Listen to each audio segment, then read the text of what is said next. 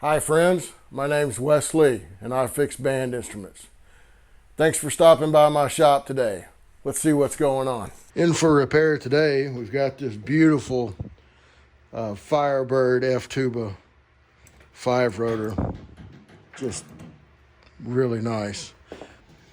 The rotors are out of alignment. The paddles are not the same height as one another.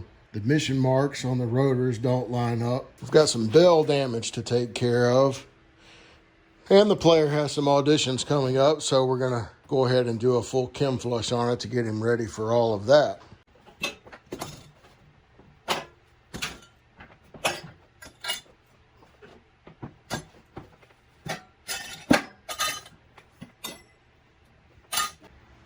Now here's something to note. All of the heights between the stop arm and the body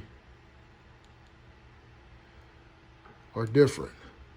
I wonder if that plays any part in the misalignment that we see down on the valve face where the rotor turns and goes past its bumper or not to it. Be interesting.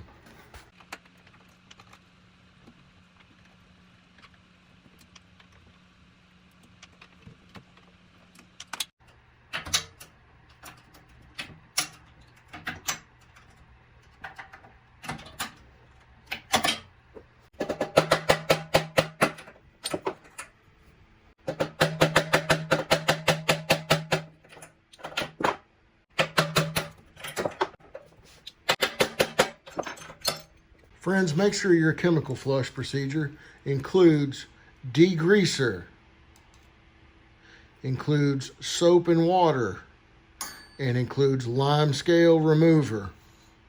Those are the 3 components that you must have in your chemical flush to make the instruments good and clean. Let's get this guy in there.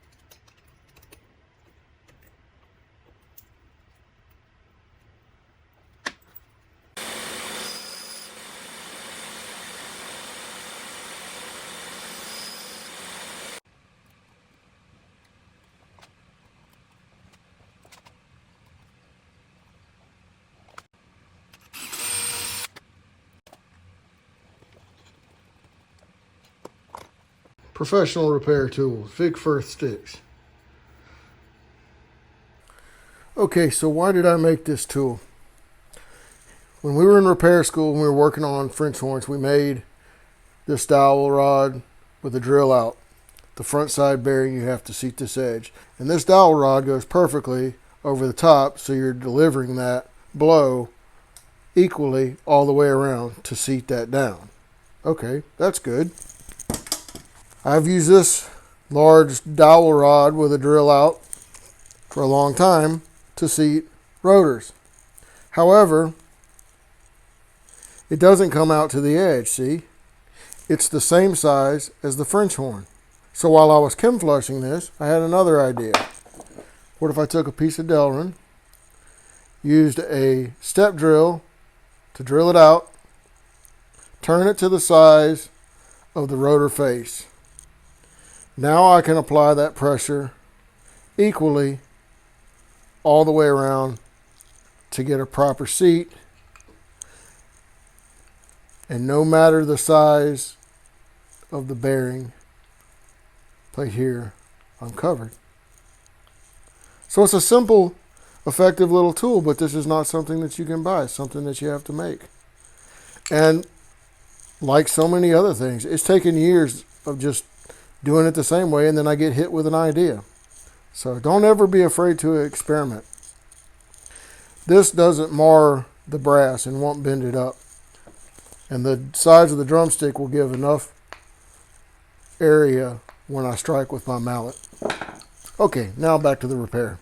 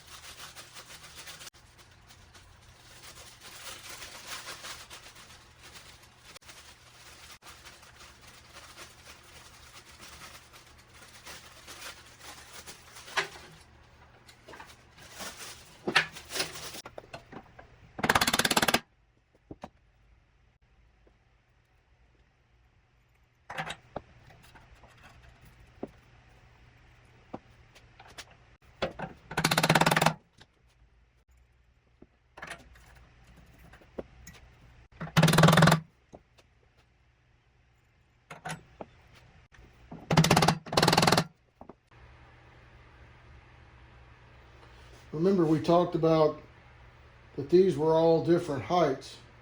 So it feels like on this model that it feels like the stop arm must be tapered. And so I'm just ever so lightly tapping that down. And then when I check,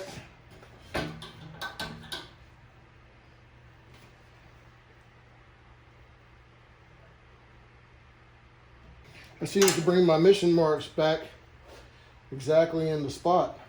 Okay, now notice I'm not tapping hard. I'm lightly dropping the hammer on it from maybe an inch away, just letting the, it just makes more noise than it does on my finger. Not whacking.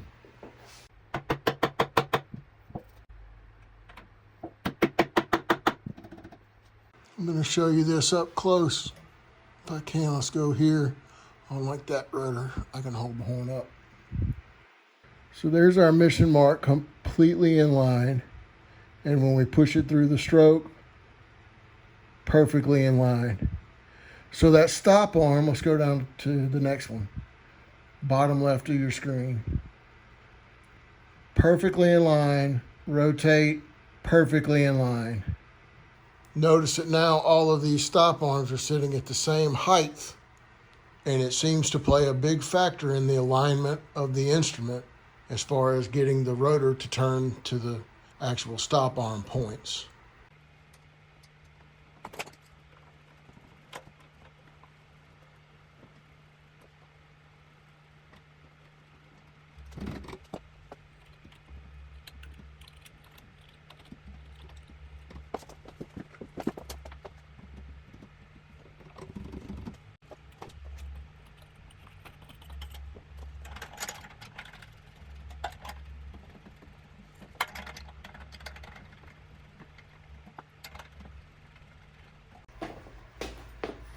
As a side note, I've had people come in with their tuba that wouldn't work.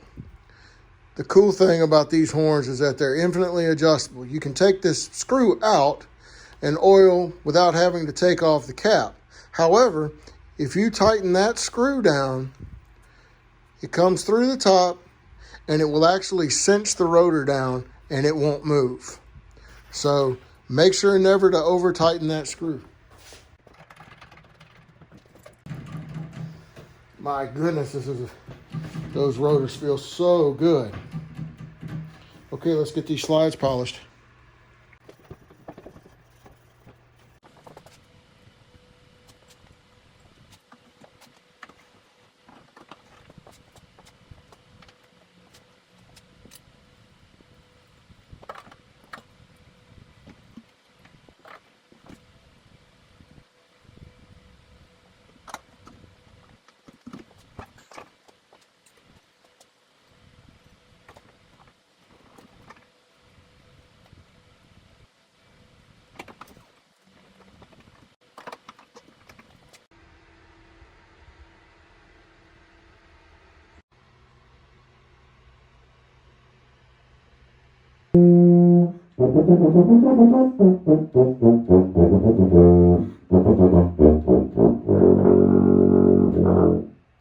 Well, friends, thanks for stopping by the shop and visiting with me today.